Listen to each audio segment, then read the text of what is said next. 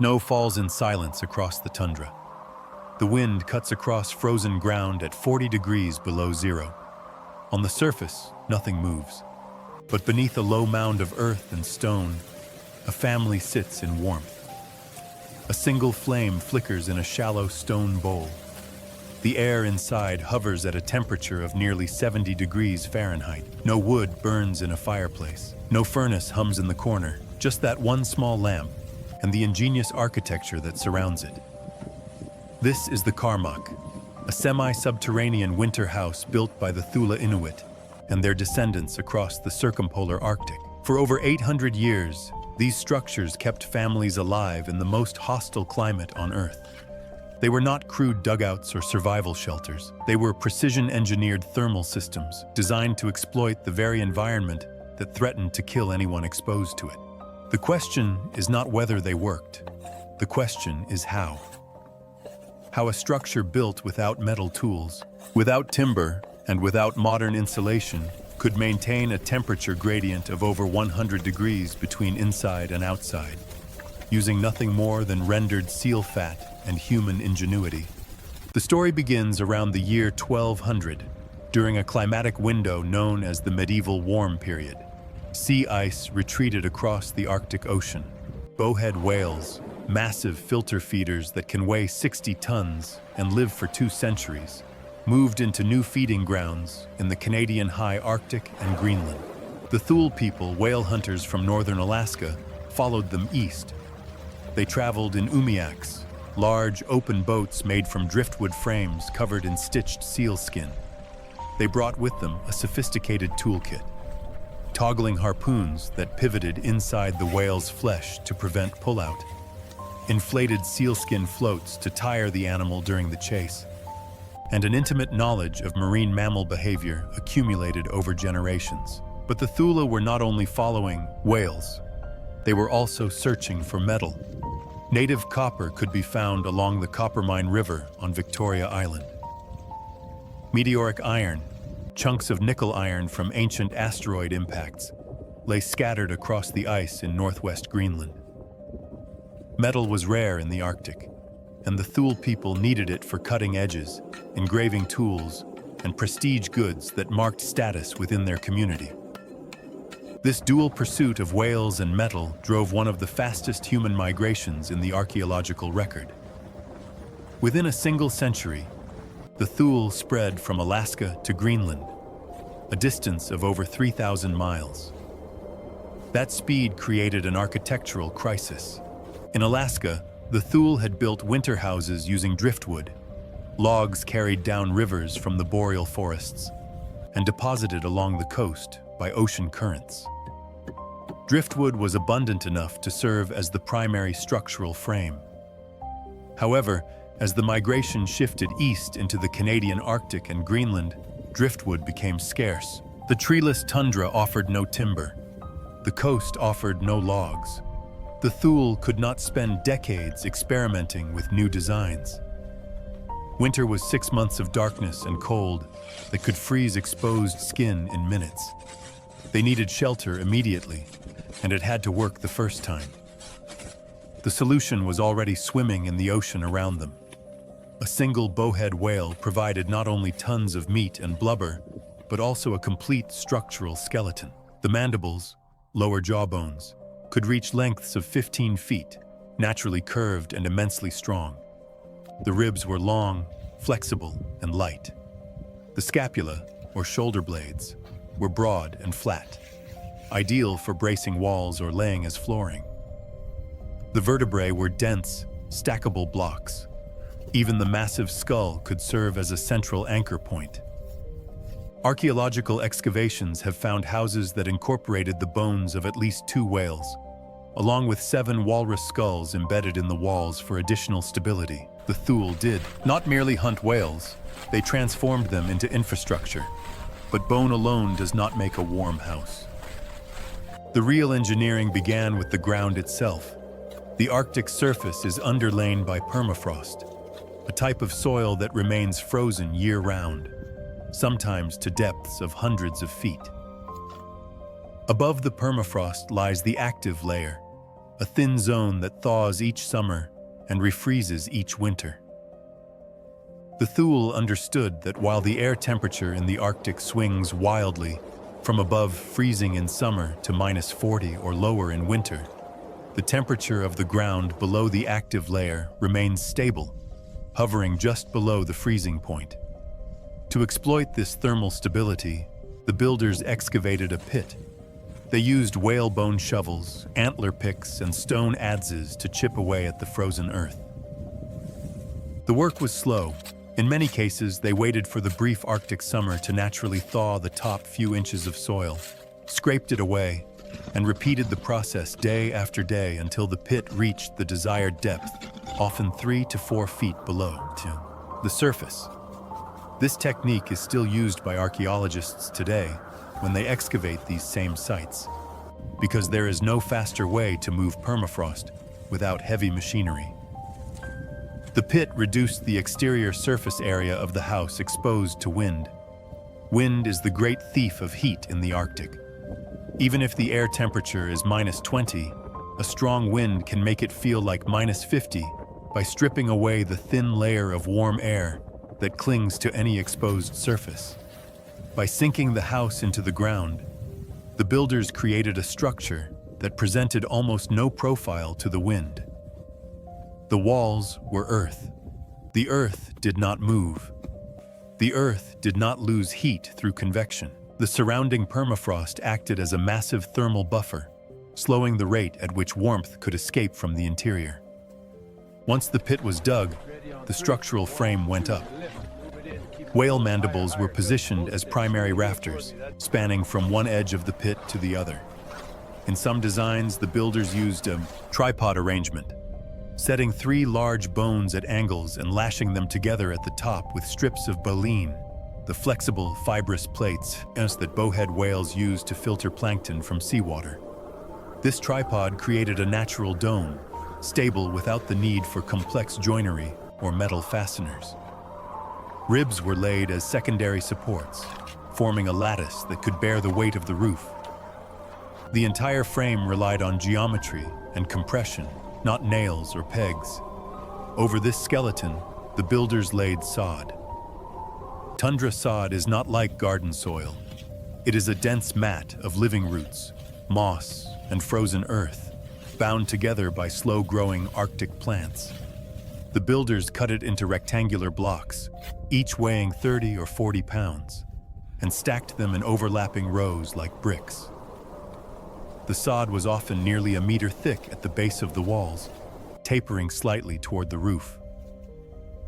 The blocks were placed with the root side facing inward, allowing the living plants to continue growing after installation. Over weeks and months, the roots intertwined, creating a continuous self-repairing shell. If a crack appeared, the plants would grow into it and seal it. The sod was windproof, waterproof, and an extraordinary insulator. Winter snow added a final layer. Snow is mostly air, and air is one of the best insulators in nature, provided it is trapped and cannot circulate. A thick blanket of snow over the sod roof turned the house into what could be called a biogeodesic dome, a living, layered structure that improved its thermal performance over time. The result was a dwelling so well insulated that a single oil lamp could maintain an interior temperature of 60 to 70 degrees Fahrenheit, even when the outside air was 40 below zero. That lamp, called a kulik, was a shallow basin carved from soapstone. Seal blubber was rendered into oil and poured into the basin. A wick, made from dried moss or cotton grass, floated on the surface and burned with a steady, low flame. The kulik was not just a source of heat. It was the source of light during the 6 months of Arctic winter, when the sun never rose. It was used for cooking, for melting ice into drinking water, and for drying wet clothing. Tending the kulik was the responsibility of the woman of the house, and her skill with the lamp determined whether the family stayed warm or froze. The flame had to be kept constant, but not wasteful. If there was too much oil, fuel could run out before spring. Too little, and the house grew cold. The kulik was the beating heart of the dwelling. and the woman who tended it held the family's survival in her hands. But maintaining warmth inside a sealed structure created a deadly problem. Burning oil consumes oxygen. It also produces carbon monoxide, an invisible, odorless gas that can kill within hours. If the house were completely airtight, the occupants would suffocate in their sleep. But if the house were opened to allow fresh air inside, all the warmth would escape in minutes. The Thule needed ventilation without heat loss, a paradox that required an understanding of fluid dynamics that would not be formally described by European scientists until centuries later. The solution was the cold trap entrance. Instead of building a doorway at floor level, the Thule excavated a tunnel that sloped downward from the outside, reached a low point below the level of the main floor, and then ascended into the living space. To enter the house, a person had to crawl down into the tunnel, move through a narrow passage, and then climb up into the room.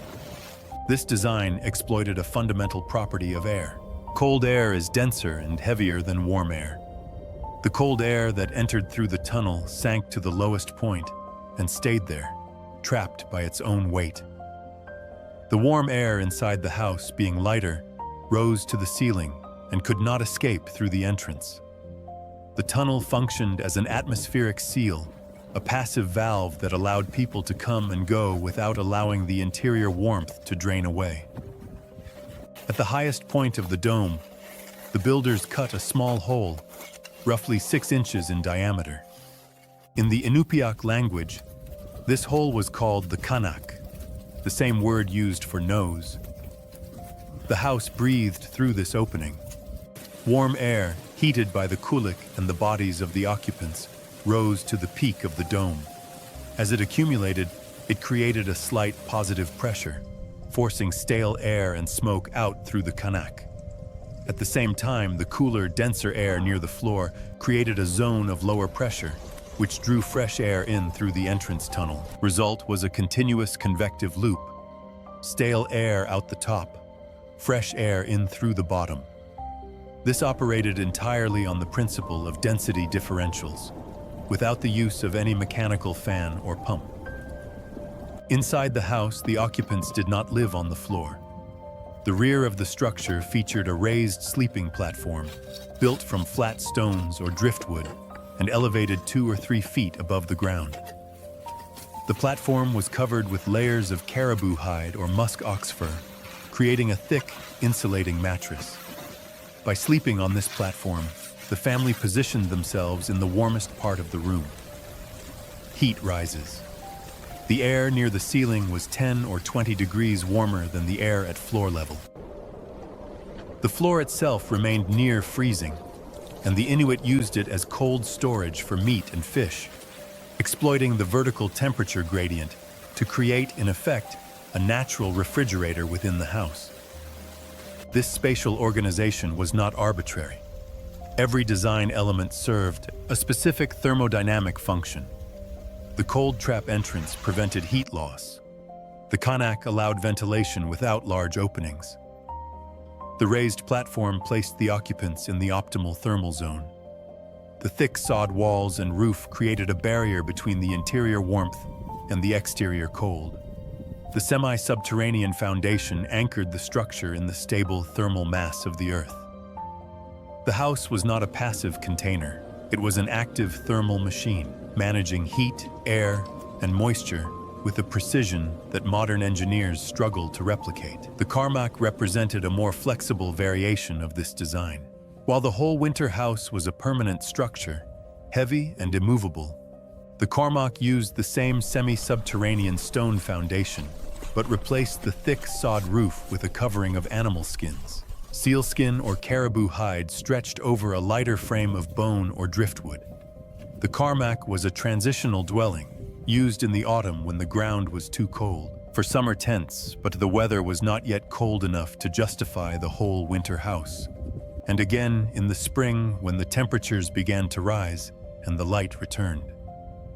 The skin roof allowed more daylight into the interior compared to the dark, sod-covered winter house, making it easier to work and socialize during the long months of twilight. Over time, the Qarmaq evolved. By the late 19th and early 20th centuries, Inuit builders began to incorporate materials scavenged from European explorers and whalers: wooden crates, canvas tarps, metal barrels. These hybrid structures combine traditional stone and sod foundations with Western industrial materials, creating larger, more modular dwellings that could house extended families of up to 30 people. The Qarmaq became a bridge between the ancient Thule winter village and the modern Arctic settlement, demonstrating the adaptive ingenuity that had always characterized Inuit architecture. But the Qarmaq and the winter house were not merely functional. They were also symbolic, woven into the cosmology and spiritual life of the Inuit. Elders described the dome of the house as the vault of the heavens. The entrance tunnel was seen as a birth canal, and entering the house was a symbolic return to the womb, a place of safety and warmth. This connection between the house and the body was explicit. The roof hole, the Qarmaq, was called the nose because the house breathed through it. The lamp at the center was the heart, and the woman who tended it was the keeper of life. In some regions, the entrance tunnel was framed with the massive mandibles of a bowhead whale, creating a literal threshold shaped like the whale's mouth. To enter the house was to be swallowed by the whale, a ritualistic passage into the world of the sea and the feminine. This symbolism extended to the materials themselves. The bowhead whale was not just a source of food and structure. It was a spiritual being, and the successful whaling captain, called an umialik, held a position of high status within the community. The amount of whalebone incorporated into a house signaled the success of the hunter and his connection to the forces of the ocean. Some houses contained far more whalebone than was structurally necessary, with extra mandibles and skulls embedded in the walls as markers of prestige and spiritual power. The house was a monument to the whale, a physical manifestation of the complex relationship between humans and animals that sustained life in the Arctic. The winter villages themselves were complex social structures. During the coldest months, when travel was dangerous and daylight was absent, multiple families often lived in close proximity. In some regions, particularly during the Little Ice Age, a period of intensified cold that lasted from roughly 1550 to 1850, houses were connected by underground tunnels. These tunnels, some as long as 27 meters, allowed families to visit one another, share food, and conduct communal life without ever stepping outside into the lethal cold. The tunnel network also served a defensive function.